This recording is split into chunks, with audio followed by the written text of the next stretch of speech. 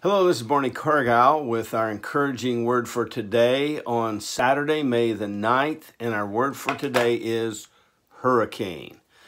When I was 4 years old, we were living in southern Louisiana, and a Category 4 hurricane hit the coast, Hurricane Audrey.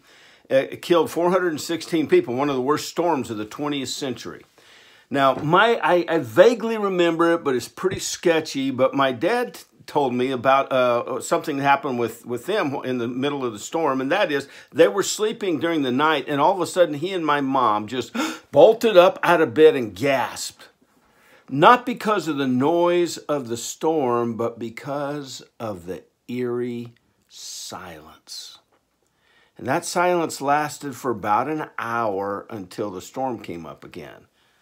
And of course, the cause of the silence was that the eye of the storm was passing through. And in the eye of the storm, there is total silence. Now, during the life of Jesus, he and his apostles also experienced a terrible storm. In Mark chapter 4, it tells how they were going across the Sea of Galilee, and it says a furious squall came up.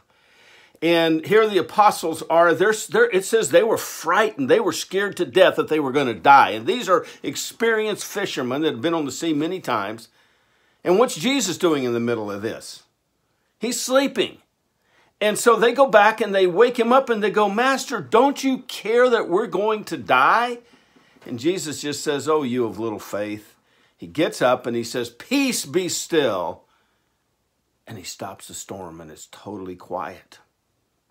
Now, there's a couple of reactions here. We're living in a time where we are going through a spiritual hurricane of our own, aren't we? We're kind of at a stage of uncertainty. Like here we are in California, at least, and we're wondering when is this shelter in place going to be over? I mean, it feels like it's lasting forever. And, am I going to be able to go back to work? Are businesses going to shut down? Is there going to be a trickle down? I mean, all these kinds of things that we're going through our head, they're spinning, and it's like we're being bombarded by winds and rain and waves, and wow. And so here's what I want to do. I need more information, I can watch the news or look on Facebook, and it's like, guess what? That just makes it worse. You're not going to fix it by information. We don't need more information. What we need is more Jesus. We just need to be like him and rest. You know why Jesus was able to rest while the apostles were freaking out? He was trusting God. And when we trust and surrender our situation to God, there's peace. And we can sleep. We can stay in the eye of the storm. I just want to suggest maybe taking an information fast. Just try to spend a whole day where you don't get more of this stuff going on, circulating. Just rest. Focus on him. Spend time in the Word. Spend time praying. Just sit in his presence and surrender it. And then as you go through your day, come back to that place. Surrender it again. Surrender it again. You may have to do it 100 times during the day.